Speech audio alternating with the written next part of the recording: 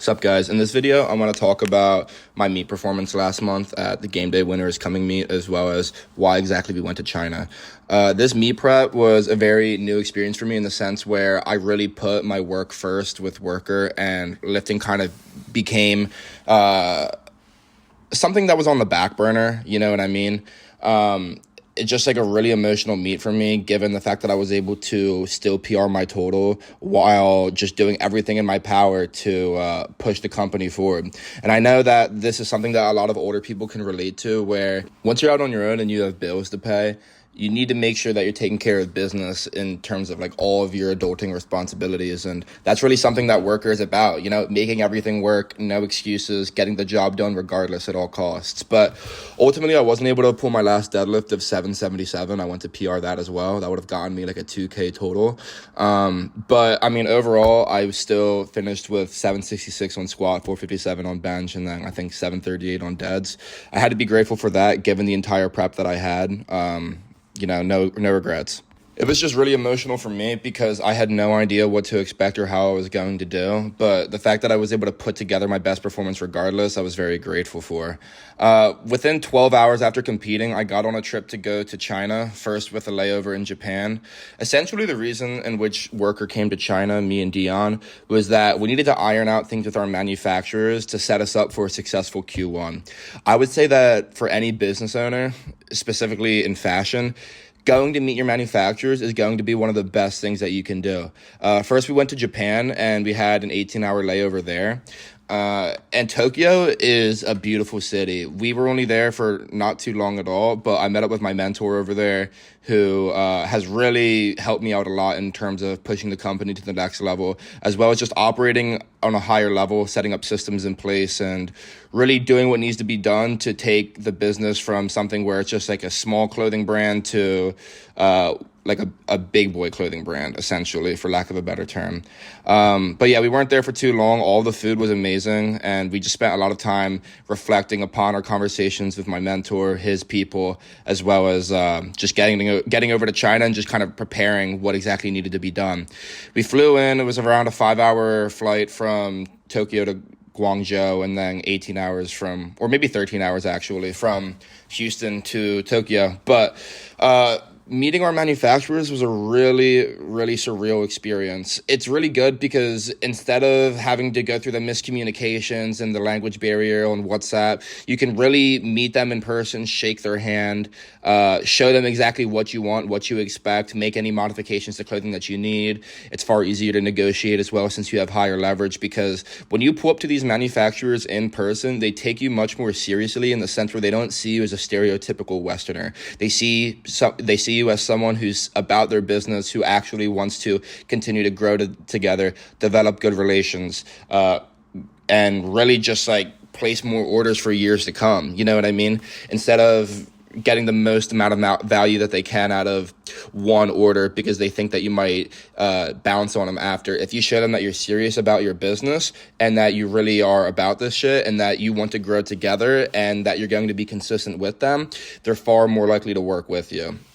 In addition to just seeing the city of Guangzhou and Humantown specifically, it was just like, it was very, very eye-opening as to what the rest of the world is like, specifically China. I think the US has a lot of preconceived notions about China due to propaganda, and let's be real, propaganda is everywhere, right? But when you actually are in these environments, you kind of see it for what it actually is. And the reality is that there are far more parallels between the US and China than people would like to admit, you know, for better and for worse, to be quite honest. But yeah, I mean, this trip was really full of just lining up as many visits with as many different manufacturers as possible to negotiate lower price points and target prices to achieve a certain margin, because the margin that we were operating at before was not sustainable for long-term growth, and without achieving a higher margin, we would never be able to cover our overhead costs that are going to allow us to put the systems in place to eventually scale further. So all in all, we were in China for 8 days, and I swear, like, the last 2 to 3 days were a little all over the place, where I was traveling by myself because Dion had to leave early, so I wasn't able to see as many manufacturers. But the reality is that I think within 5 days, I saw 10 manufacturers, one in the morning, one in the afternoon. I would have them pick me up from my hotel, and then they would drive me to their factory. I would see their process, sit down, drink tea with them, negotiate. A lot of them like to take you out to eat because they think that if they take you out to eat, you'll spend more money with them. But it got to the point where, like, throughout the trip, I had so many of the same conversation over and over and over again because of the language barrier. It has to be somewhat surface level that at some point I would just tell them that I didn't feel good or that I was really tired and that I needed to go back to my hotel because I was just so emotionally and socially cooked out of this entire experience. I mean, seeing 10 manufacturers and having to be on 10 toes the entire time, morning and night, over and over and over again, back to back to back, is very, very exhausting. And like the trip really just wiped me out.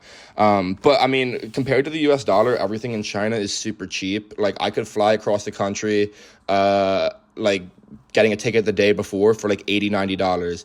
Plane tickets, like, or train tickets, like $10 to $15 for like hours of travel. And then in addition, like Ubers, or what they call it, their Chinese Uber is this app called Didi. And like I could get across the city for like $2-$3. It was absolutely crazy. One thing that I really like about China is that everything that you need pretty much is on two apps, Alipay and WeChat. Like you can book trains, planes, Ubers, send payments, social media is all on the same app. Like everyone just kind of uses the same app for everything. And the reason why it works is because the government has their hand in it, which allows for them to like seamlessly kind of integrate everything and kind of localize everything in one place. I don't think this would ever work in America because of the fact that there's like antitrust laws and people have laws against there's laws against monopolies from taking place because of the fact that they're privatized companies. If the US were to ever do something like that, they would definitely need to have their hand in it as well.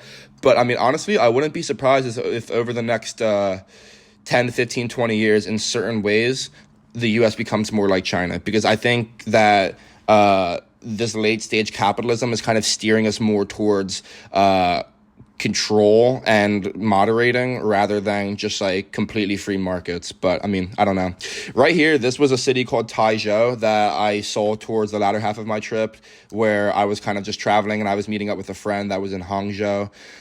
Super beautiful view. The climb up this mountain like took my ass out because I'm like 255 pounds right now. I lost like 8 pounds over the course of this trip because I was having like 2 meals a day and having like half the caloric consumption in which I usually have.